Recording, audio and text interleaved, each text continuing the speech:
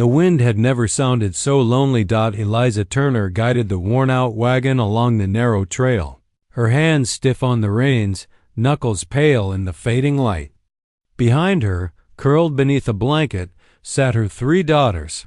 Hannah, the cautious 12-year-old, Rose, bold and curious at 9, and little Mary, only 5, who clutched a rag doll with more faith than fear. The late afternoon sky burned orange, casting long shadows across the plains, and each shadow felt like a reminder she was alone now.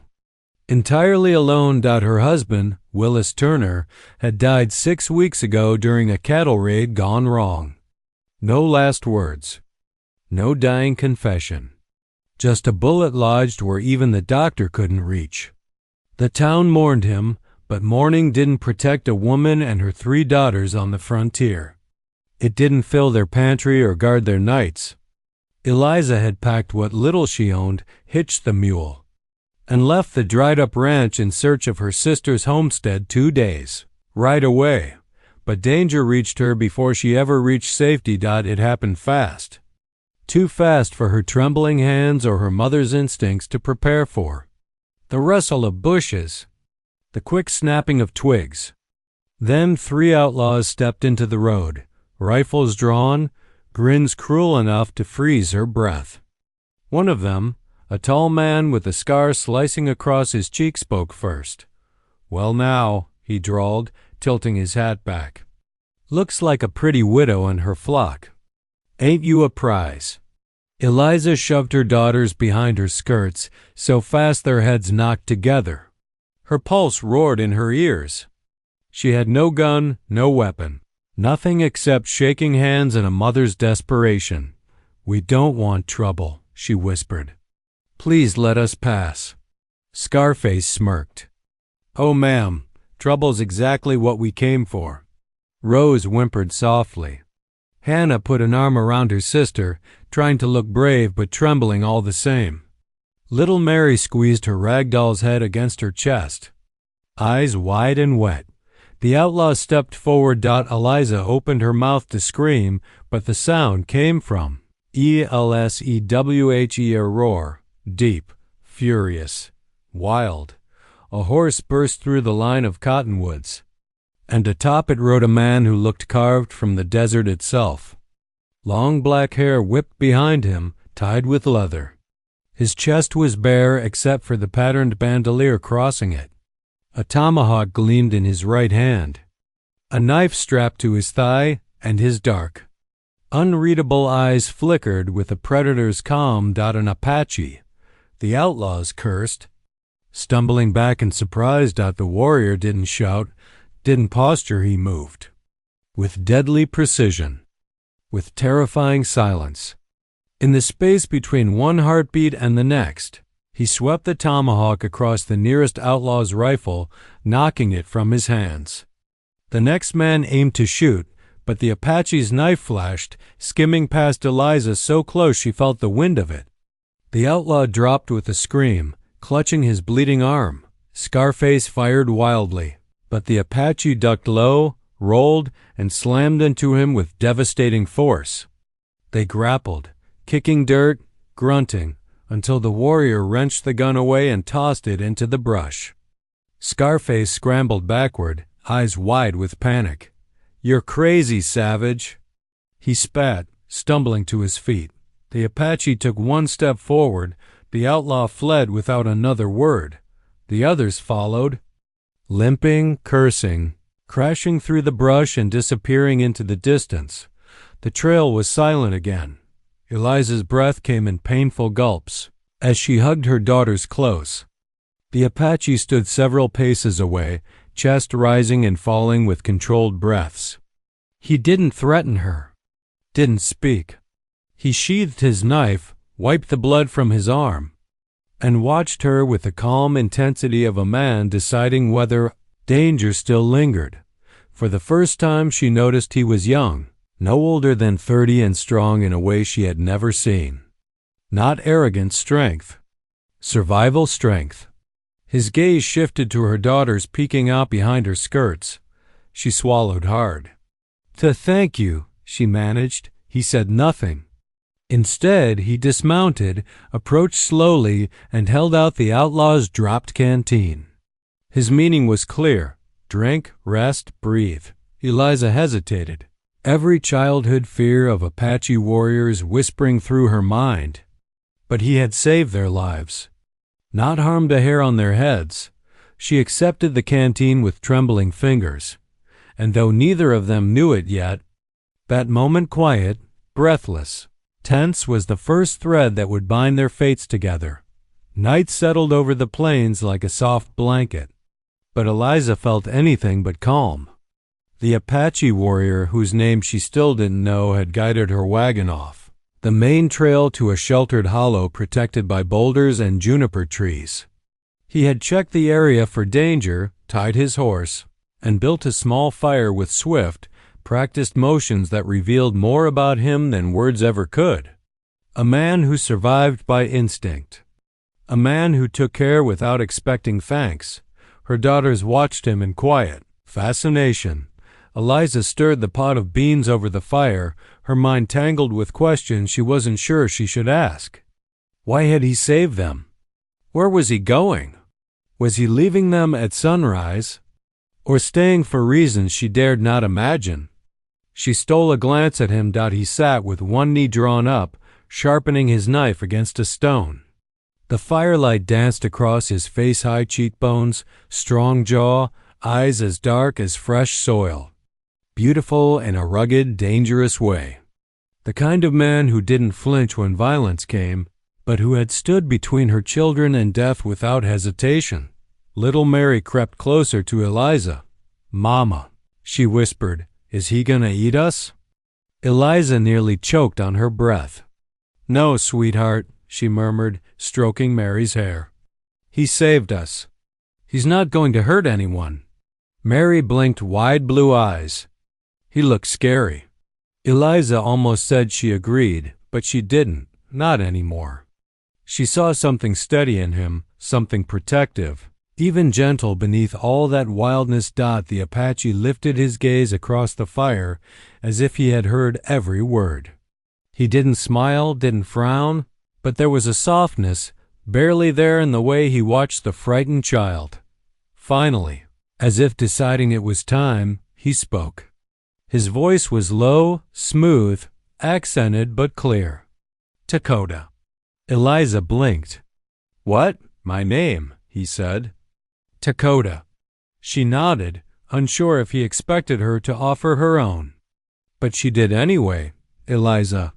She gestured to her daughters, Hannah, Rose, and Mary. He repeated each name quietly, like tasting unfamiliar fruit. Hannah straightened. Rose smiled. Mary hid behind Eliza's arm. The beans finished cooking, and they ate in silence, though Eliza kept catching Dakota watching the girls, curious, protective, almost studying them. It made her nervous, although she couldn't explain why. When the meal was done, Eliza tucked her daughters into the wagon, promising she would stay close. The night air grew colder, stars bright as hammered silver above. She sat by the fire, rubbing her hands together, unsure if she should speak to the man who had saved her life. But Dakota broke the silence first. "You travel alone." He didn't ask, it was an observation. She drew in a quiet breath. "Yes, your husband is gone." Another statement, not a question. Eliza looked at the fire. "Yes, he's gone." Dakota nodded once, accepting the truth without pity. But his eyes softened with something like understanding. After a long pause, Eliza found herself saying more than she meant to. "It's just us," she whispered. "Me and the girls." Dakota watched her closely, waiting. She hesitated. This next part was foolish, vulnerable, unnecessary, but honesty pushed itself past her lips. "I have 3 daughters," she murmured, staring into the flames. "No sons." It felt like a confession. On the frontier, sons meant labor, protection, a family's survival. Daughters were blessings, yes, but not always enough. Some men had looked at her with pity, others with cold dismissal. Eliza braced herself. She didn't know why his opinion mattered, only that it did, but Dakota didn't laugh, didn't frown, didn't look disappointed. Instead, his lips curved slowly, unexpectedly into a grin that warmed her more than the fire. Good, he said simply. Eliza's breath hitched. Good? He leaned forward just enough for the firelight to sharpen the angles of his face. I need strong girls.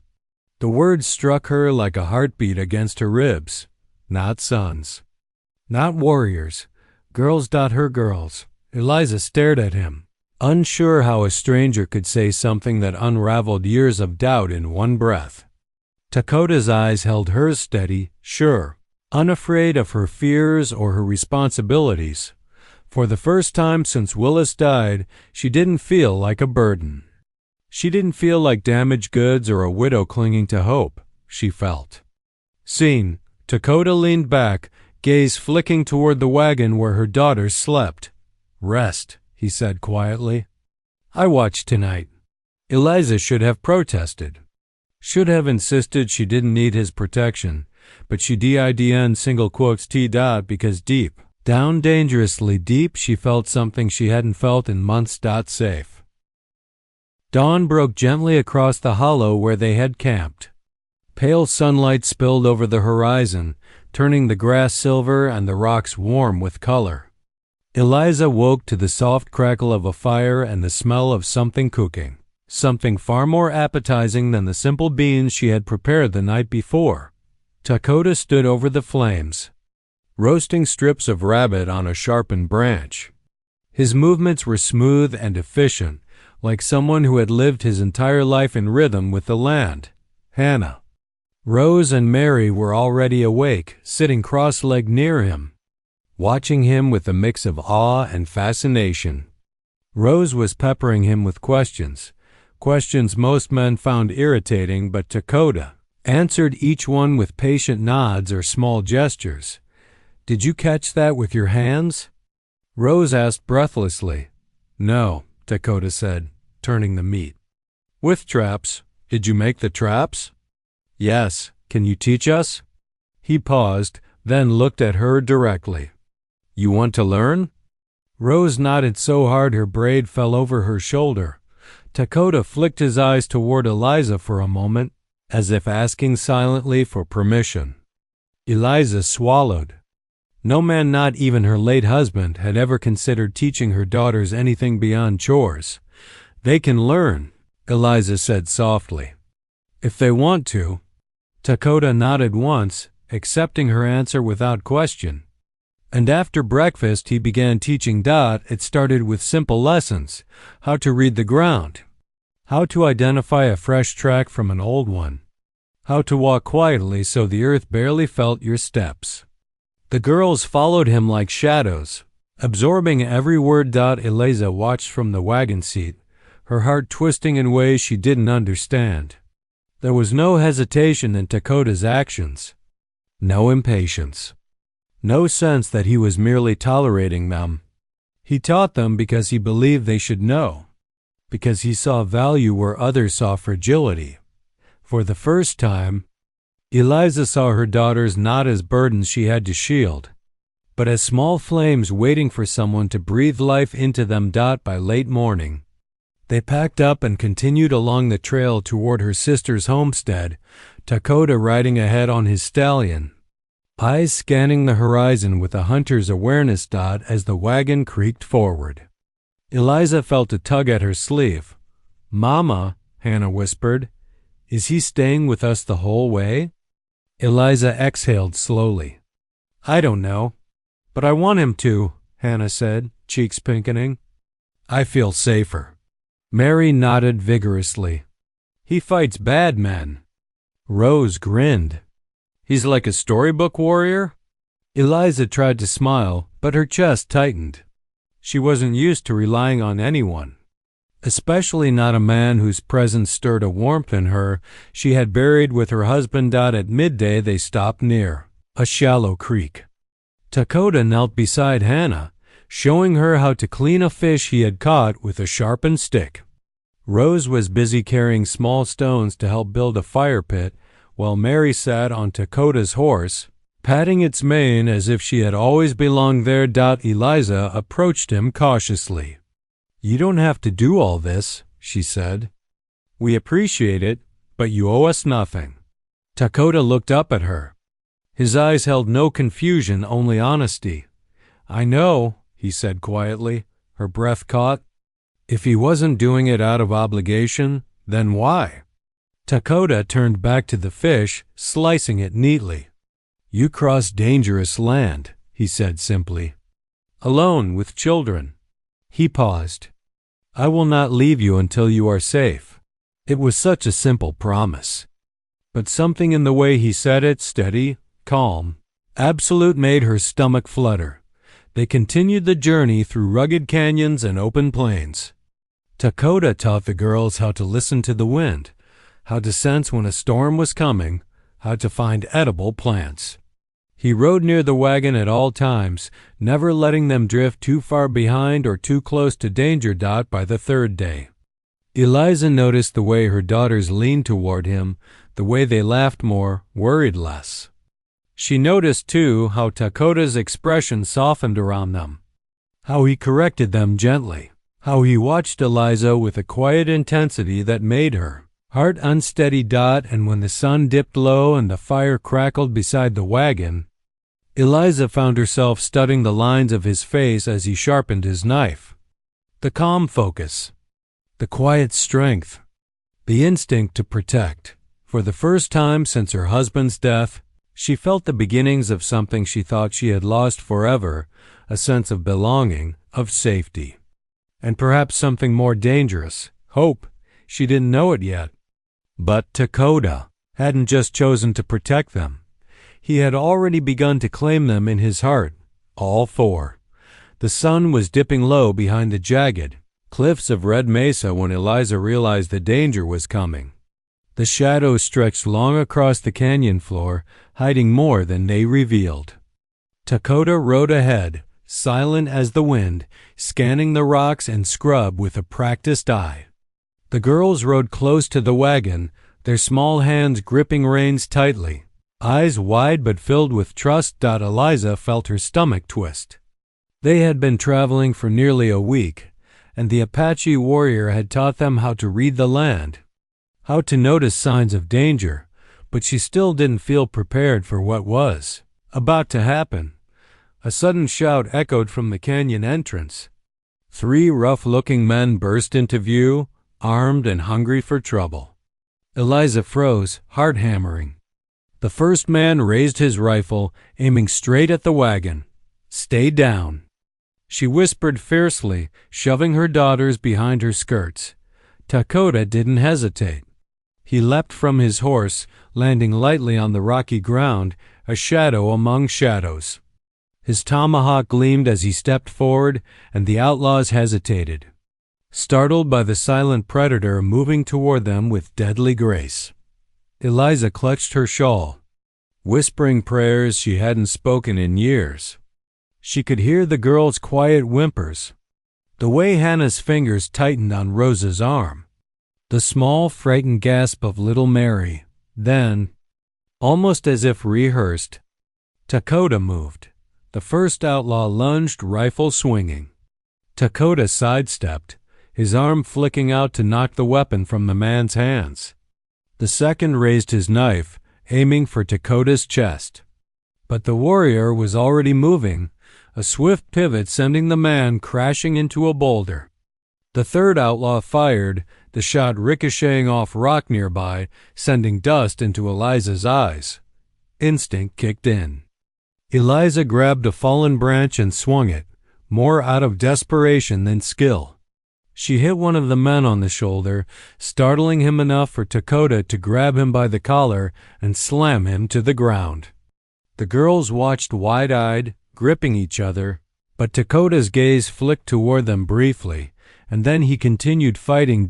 It was chaotic, brutal, fast, and yet strangely controlled.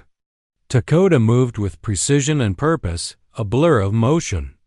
The outlaws were fierce, but the Apache warrior was fiercer, and the knowledge he had imparted to the girls came to life in that moment. Hannah grabbed a stone and hurled it, hitting one man in the leg and forcing him to stumble. Rose followed, picking up another rock, her aim unsteady but effective. Even little Mary clutched her rag doll, swinging it toward an outlaw with a squeal, startling him. In the end, Dakota stood over the last man, chest heaving but eyes sharp and alert. The outlaws had scattered, leaving only footprints and curses behind. Eliza rushed forward, trembling, and caught him as he stumbled slightly from a cut on his arm. Blood stained his forearm, but he was alive. Her daughters crowded around, whispering, crying, and hugging each other. You saved us," Eliza said, voice barely audible. Her hands shook as she dabbed at the cut on his arm with a piece of cloth. Dakota shook his head, brushing her fingers away gently. "No," he said softly, "you helped too. All of you." Eliza stared at him, her chest tight. She realized with a mixture of fear and awe that he had risked everything, not just for her, but for her daughters. Each one of them mattered to him. He had seen them, not as weak children, but as something worth protecting. The girls clung to him, wide-eyed and exhilarated, and he allowed it, kneeling to their level, steady despite the blood and dirt. For the first time, Eliza noticed the tenderness beneath the warrior's fierce exterior. He wasn't just strong, he cared, and he could be gentle. That night, around the fire, Eliza found herself unable to stop staring at him. The fight had changed something in her. Not fear, but understanding. Dakota wasn't just a protector. He was something more, a force she could trust, a man whose heart already included her family in ways words couldn't define. The girls slept peacefully in the wagon, exhausted but safe. Eliza sat beside Dakota, her hand brushing against his in a silent gesture of gratitude. His dark eyes met hers, calm and steady, holding unspoken promises, and in that quiet moment, she realized something terrifying and wonderful. She had begun to rely on him, not just for protection, but for hope. For her daughters. For herself, the night sky stretched endlessly above, stars glittering like scattered silver, and Eliza felt, for the first time in weeks, that maybe, just maybe, the impossible could be possible. That safety, and perhaps love, could exist in a world so brutal and unforgiving. The land changed as they traveled, wide plains giving way to mesas painted in deep reds and golds, and then to valleys dotted with juniper, cottonwood, and brush that grew thicker as they descended. By late afternoon, Eliza realized they were entering Apache territory. The air felt different here, quieter, older, as if every stone remembered footsteps from centuries back. Dakota rode ahead, calm and unbothered. The girls leaned against the wagon rails, whispering excitedly, pointing to the rocky cliffs and tall pines. "Mama." Hannah murmured, "Are we really going to his village?" Eliza forced a steady breath. Only for rest. Nothing more. But the pounding in her chest said otherwise, because she could already sense it. This place wasn't temporary for Dakota. This was home. And bringing a white widow with 3 daughters into his home. That was no small thing. As they rounded a bend, the village came into view.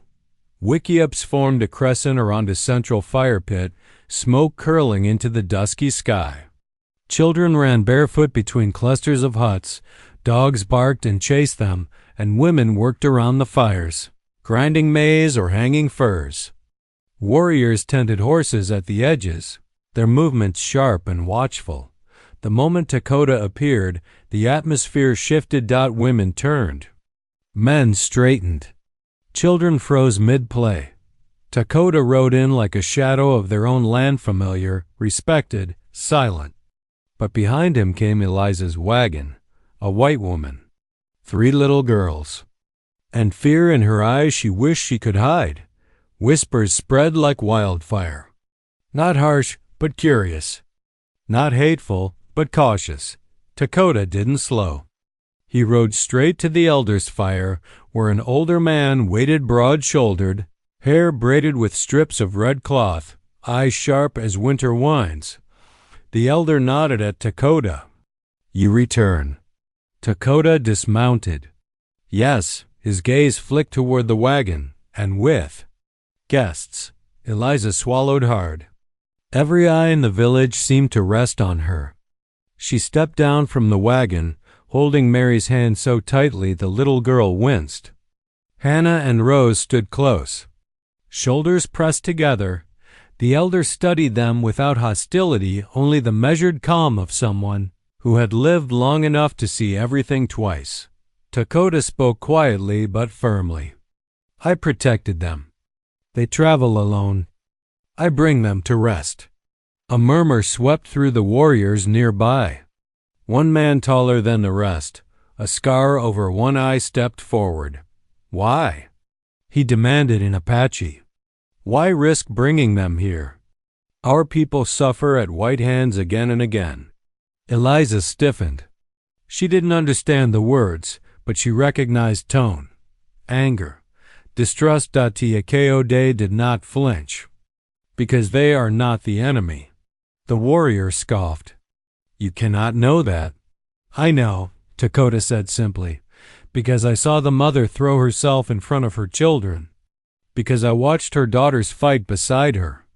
Because they have spirit." He paused, his eyes flickering to Eliza. "And because they are under my protection." Those words froze everyone. Under his protection. It wasn't just a statement. It was a claim. Not ownership, but responsibility. And in Apache culture, responsibility was sacred. The elder lifted his hand, silencing the crowd. Dakota's judgment has proven true many times. If he brings them here, we welcome them. But they must obey our rules. Respect our ways. Eliza bowed her head, voice trembling. "We will, thank you." The elder's gaze softened, just slightly. "You are safe here." At the word, safe, Eliza nearly broke. Her chest tightened, tears burning behind her eyes, but she held them back. Her daughters clung to her skirts, wide-eyed but hopeful. Dakota stepped closer, lowering his voice so only she could hear. "No fear," he said gently. "They see your strength." Eliza looked up at him. He stood steady as the mountains behind him, strong, sure, protective in a way no one had been since her husband's death. Perhaps not even then. The villagers gradually dispersed, though many eyes remained curious, especially the children who peeked from behind their mother's skirts. Some smiled shyly. Rose waved back eagerly.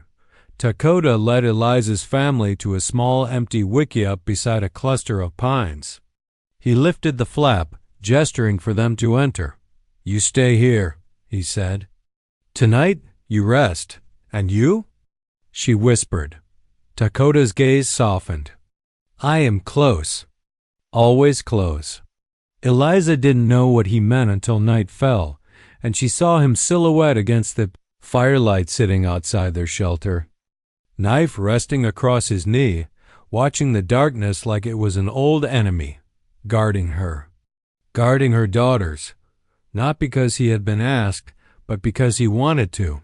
The first night in the Apache village passed quietly, almost too quietly.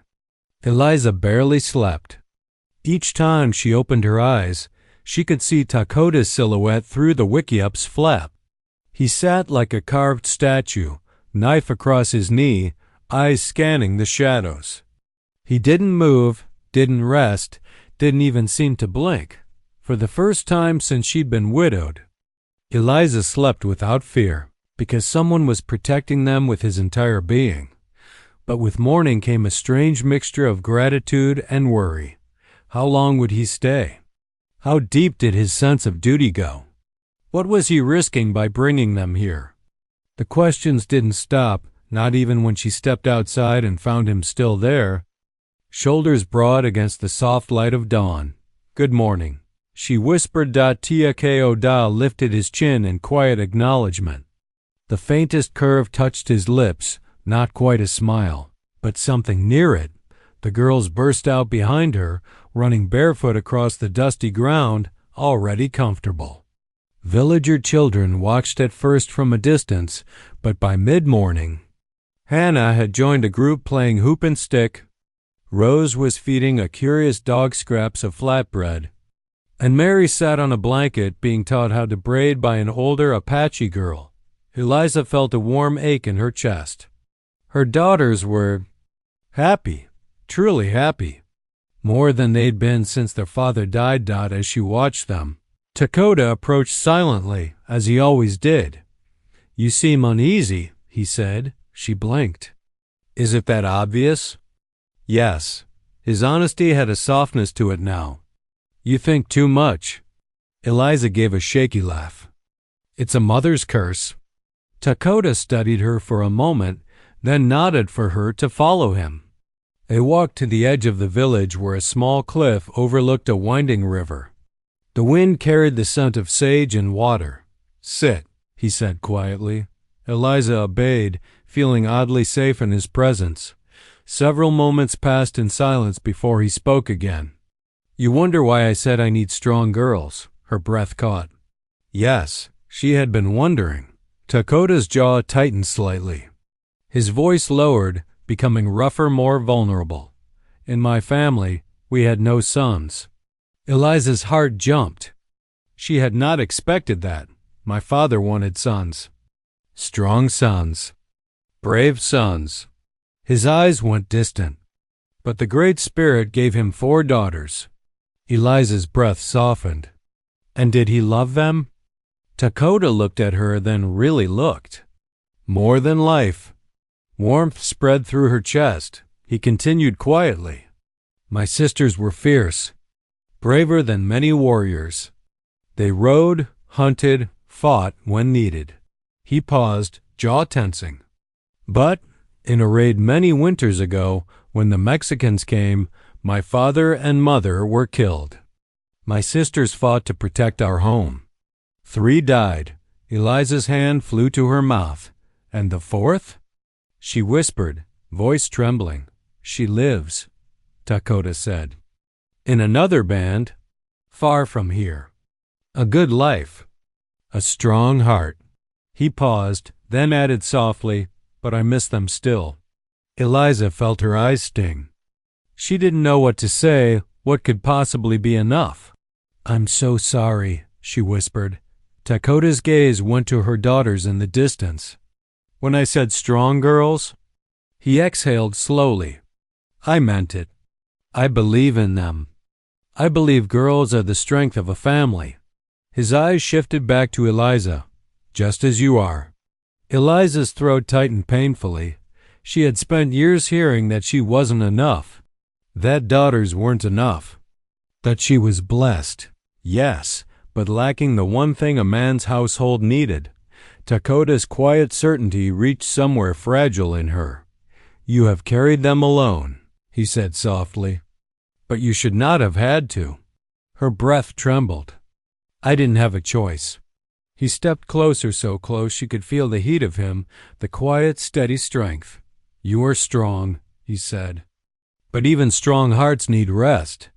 Eliza swallowed hard. And you? Who rests for you? Takoda's expression changed, just a flicker. A crack in the armor, no one. The confession hit her harder than she expected. She wanted to reach out, to touch his arm, to tell him he wasn't alone anymore. But she didn't. She wasn't ready, or maybe she was afraid she was too ready.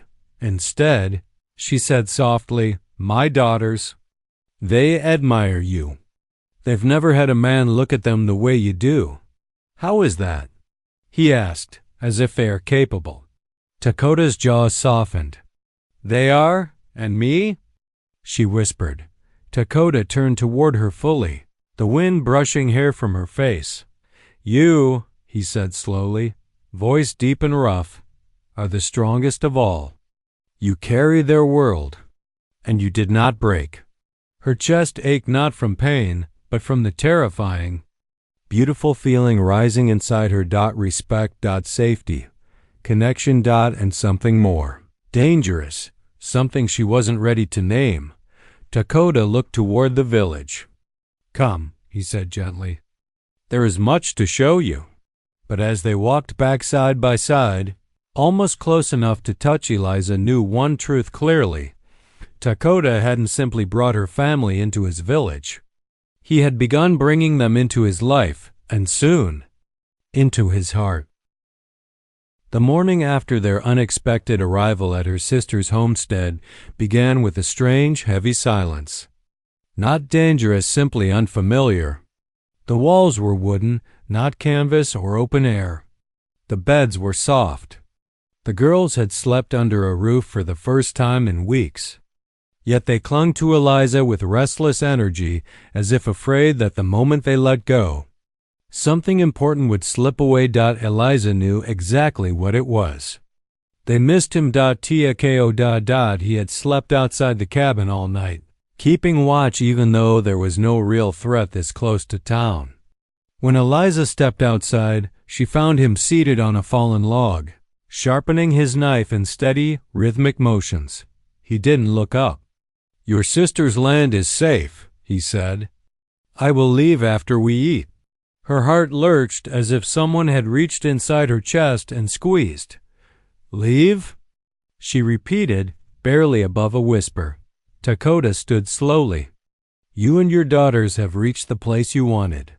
My duty ends here." Duty. That word cut deeper than she expected. It made everything he had done, the nights of protection, the fierce fight at Red Mesa, the way he taught her daughters as if they were precious, it made all of it sound formal, obligatory, temporary. "I see," she said, forcing composure even as her throat tightened. "If that's what you want." Dakota studied her face. "What I want does not matter." But something flickered in his expression. Something raw and unguarded that told her the opposite was true. Before she could speak, the cabin door burst open. "Mama, where is he going?" Mary cried, eyes wide, voice trembling. Rose grabbed Eliza's arm. "He's not leaving." Hannah rushed forward, planting herself in front of Dakota as if she could physically stop him. "No, you stay with us." Dakota stepped back a little, startled by the sudden ambush of three small bodies and their fierce loyalty. "Eliza and her sister will care for you now," he said gently. "You do not need me here." "But we do." Mary's voice cracked. "I sleep better when you're close." Rose nodded fiercely. "You talk to us like we're strong, like we matter." Hannah swallowed hard. "You make Mama smile again." Eliza's breath caught. Dakota's eyes lifted sharply to hers, questioning. Hopeful, shaken. She froze, stunned by her daughter's honesty. She hadn't realized they'd noticed. But children didn't need words to sense change. They felt safety, warmth, presence. And Dakota had given all three freely. Eliza cleared her throat, trying to compose herself. "Girls, he has his own people, his own life." Dakota nodded, though slowly. "Your mother speaks the truth." The girls turned to Eliza with a unity that could topple mountains. "Then Mama can come too," Rose declared. Eliza nearly choked. "What?" Mary crossed her arms. "We're not splitting up." Hannah stepped beside her sisters, chin raised. "We all go, or he stays." The silence that followed was thick and charged.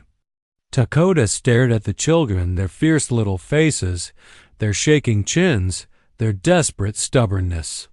He knelt down to look each one in the eyes. "You have brave hearts," he said softly. "But Eliza must choose where she goes. Not you." Eliza felt every heartbeat like a drum in her ears, because now all eyes were on her daughters watching her with hope. Dakota, watching her with something deeper, heavier, something he was almost afraid to let rise to the surface. She stepped closer to him. close enough to see the faint scar at his jaw, the sun on his cheeks, the uncertainty in his dark eyes. "You think this is only duty?" she whispered. Dakota's breath stopped. "You think you protected us, guided us, taught my daughters, fought for us, only because you felt responsible?" His jaw tightened, but he said nothing. Eliza inhaled shakily. "I don't want you to go." The admission hung between them like a spark ready to ignite the dry prairie. Dakota stood slowly, his height casting a shadow over her. His voice was low, almost reverent. "If I stay, it will be as a man who wants you, not as a guard." Her pulse thundered. "I know," she said. "That's why I'm asking you to." Behind them, the girls erupted in cheers and frantic whispering, as if the entire world had just been set right again. But Dakota didn't move, didn't celebrate. Instead, something softened in him, something powerful and aching. "You are fearless, Eliza," he murmured. "Stronger than you know. And you," she breathed, "are the safest place we've ever known." For the first time, Dakota reached for her hand, gently, respectfully, as if asking permission. When she didn't pull away, he closed his fingers around hers. Her daughters watched with wide eyes, but for once, they said nothing. The choice had been made. The family they were becoming was no longer an accident of the trail. It was something real. And it was theirs. The sun was setting behind the cottonwoods when Eliza and Dakota walked beyond the homestead, leaving the girls inside with her sister. The air was warm, tinged with the faint smell of sage. Crickets hummed in the grass. Everything felt suspended quiet, waiting for whatever they were finally ready to say. Eliza kept her hand in his as they walked toward the old fence line. She had never held a man's hand like this before, not with her late husband, not with anyone. There was a steadiness in Dakota's grip, a deliberate tenderness that made her feel both protected and seen in a way she had not experienced in years. He stopped near the old fence posts, the wood splintered and worn from decades of wind. Turning toward her, he let his fingers slide from her hand slowly, as if reluctant to let go. "Eliza," he began, voice low, "you have asked me to stay. But staying means becoming part of your world and letting you into mine." She swallowed. "I know. It is not easy," Dakota said. "The whites here, some of them will not understand you choosing an Apache." She stepped closer, eyes steady. "People didn't understand me choosing to travel alone with 3 daughters either. They didn't understand me surviving widowhood. They didn't understand me refusing to remarry a cruel man just because he offered security." Her voice softened. "I am done living for the comfort of others." Dakota nodded slowly, the tension in his shoulders easing just a little. "And what of your daughters?" he asked quietly. "I would never take a place they do not give." At that, Eliza smiled, soft, warm, and full of a hope she had tried to deny. "Dakota, they call you their protector, their teacher, their warrior. Last night Mary crawled into my lap and whispered, 'He's the one.' Mama, he's the one." A breath escaped him, half laugh, half disbelief. "But," she continued gently, "it matters what you want. Not duty, not obligation. You." Dakota's gaze deepened, shadows shifting like smoke behind his eyes. He looked away toward the horizon, gathering words he seldom spoke. "When I first found you on that trail," he murmured, "you were tired, scared, and yet you stood between your daughters and danger." He turned back to her. "A woman like that.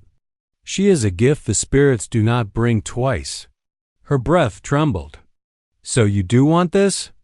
Dakota stepped forward so close she could feel the warmth of him even before he touched her. "I want you," he said quietly. "And I want the girls. Not as a duty. As a family."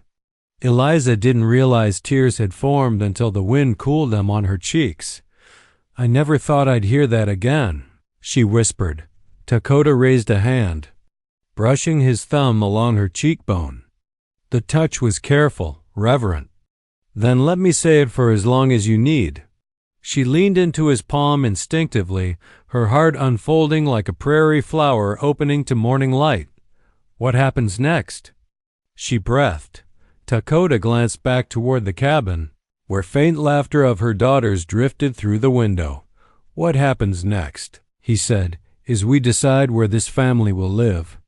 Eliza blinked. You mean together? He nodded.